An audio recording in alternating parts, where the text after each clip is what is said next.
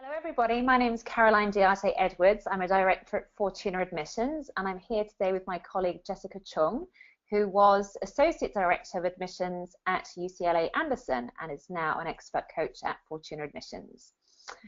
So one of the topics we wanted to discuss today is how admissions committees view candidates who come in with non-traditional backgrounds. So Jessica, what are your thoughts on that topic? Sure. So I actually loved reading applications from candidates with non-traditional backgrounds. I kind of felt like they were the spices that enhanced the community within business school, just bringing in very interesting backgrounds and perspectives and goals.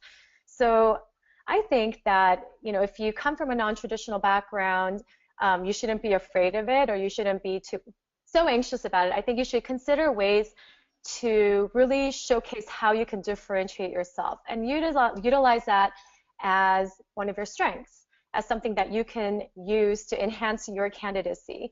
So really kind of sit down and think about what your experiences have been to date, what your goals are, why you want to go to business school, and kind of think about ways that you can enhance that community of your future classmates by all of those different characteristics and qualities that you can bring to the table. I think it's also going to be really necessary for you, though, to make sure that you're really focused. You showcase that you're super focused. You know why you want to go to business school, because there could be that chance that the admissions committee could be a little, concerned as to why you want to kind of do this giant pivot and go to business school. So you really want to make sure that your goals align with what business school is going to be providing you. I really think you really need to make sure that what you can get from business school. What are some of the skills that you're lacking? How is it going to be a bridge to get you from where you are at this point in your life and in your career to what you want to do afterwards, both short-term and long-term? Yes.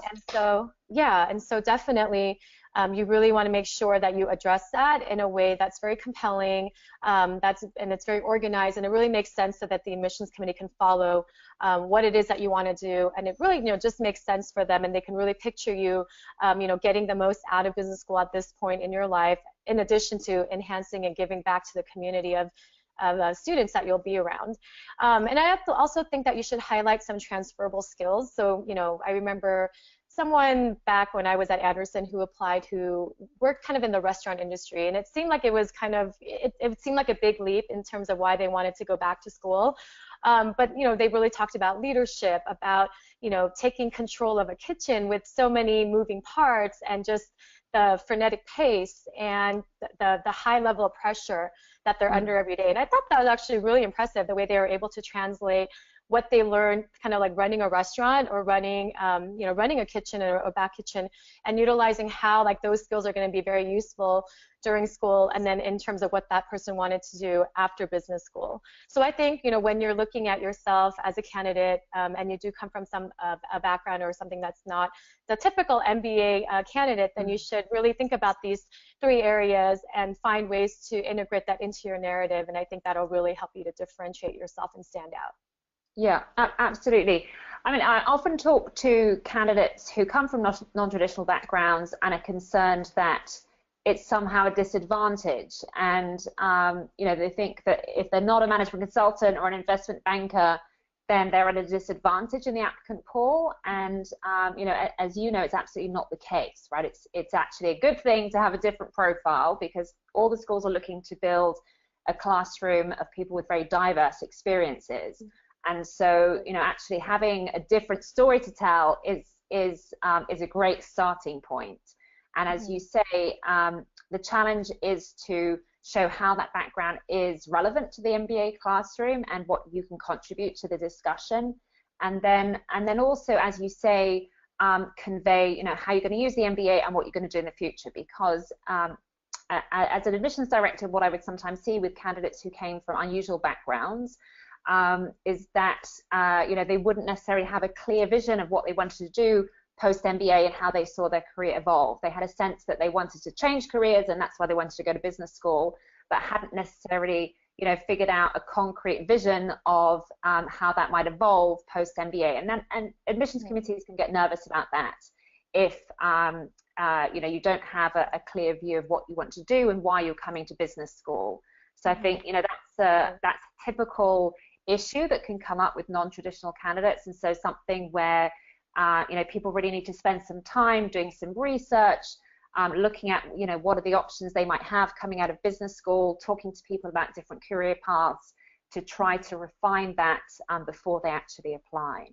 Yeah, I think also in addition, kind of piggybacking off of what you were talking about, Caroline, in terms of doing your research, is a lot of candidates in the past that what was really helpful was to connect with students or alums who also came from a non-traditional or unusual background.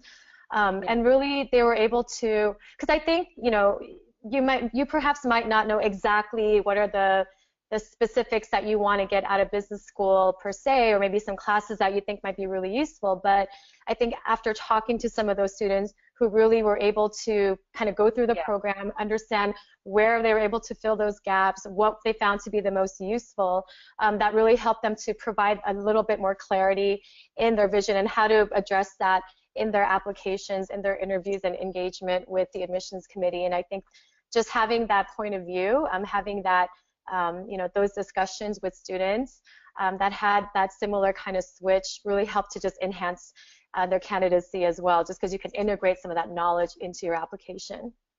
Yes, absolutely. And those discussions, as you say, can really help to bring the experience to life for a candidate and to understand, concretely what will they get out of the experience and how that may apply to their backgrounds and what options that might open up for them.